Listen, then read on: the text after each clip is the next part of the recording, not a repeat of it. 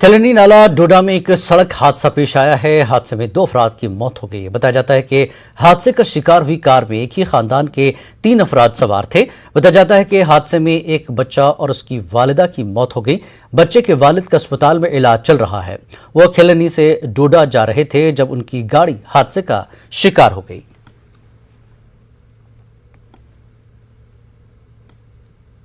Unfortunate एक accident हुआ खैलनी नाले में, और इसमें जो है 2 लोग जो हैं वो उनकी डेथ हो चुकी है, और एक जो है वो बहुत सीरियस कंडीशन में है। एक ही फैमिली के 3 लोग हैं, जिसमें मतलब हस्बैंड वाइफ और एक बच्चा था।